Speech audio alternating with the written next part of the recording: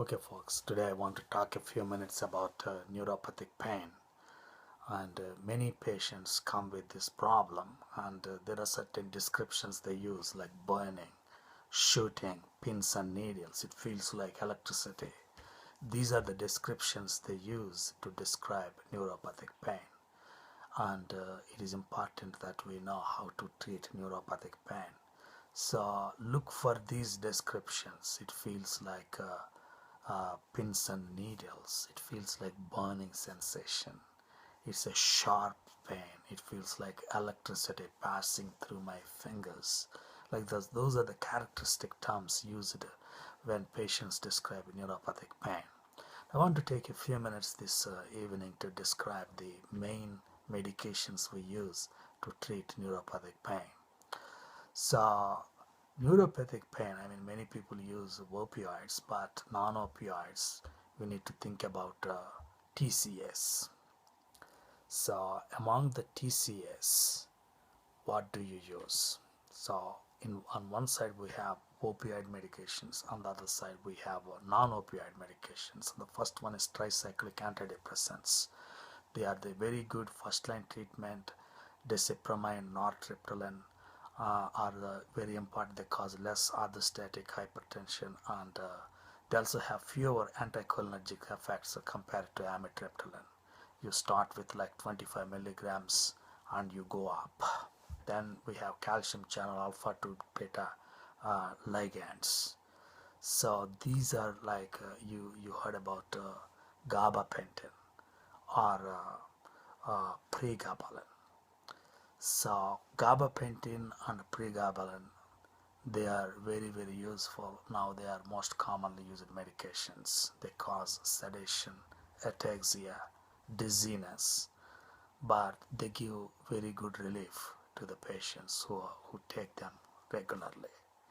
So gabapentin, you start at a low dose like 100 to 300 milligrams a day, and you titrate upwards, and there are patients who take as much as like 3600 milligrams a day. So gabapentin is that. Then there is a pregabalin. You start like 150 milligrams in divided doses. So both can cause accidental overdose.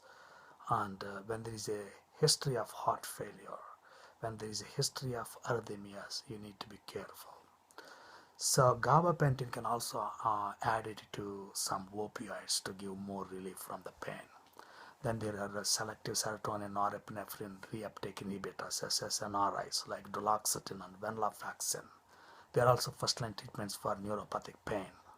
Patients should be advised to take duloxetine on a full stomach because it can cause nausea.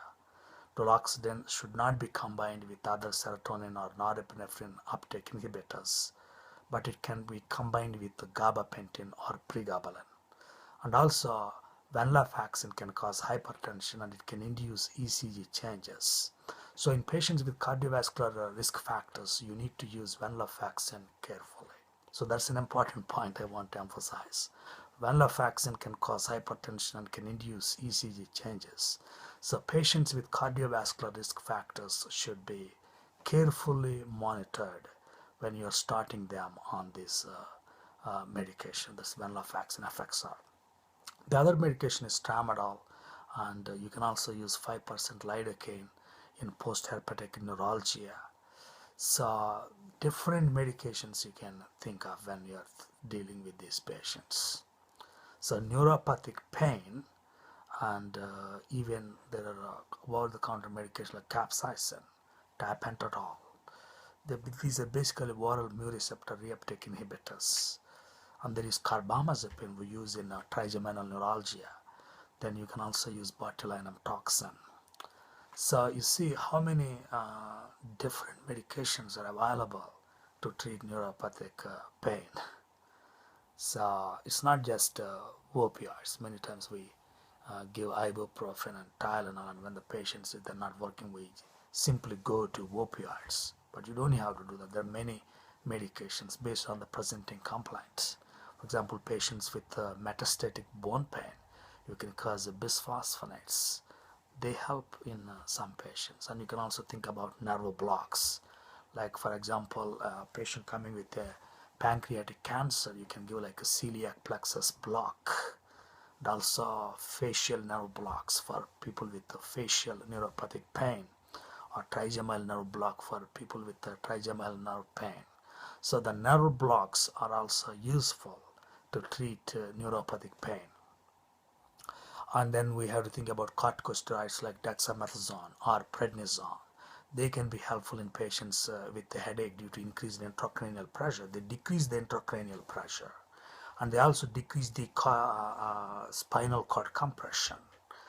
And when there is like a invasion by the tumor into the nerves, these corticosteroids, they put down that compression and give a lot of relief to the patient.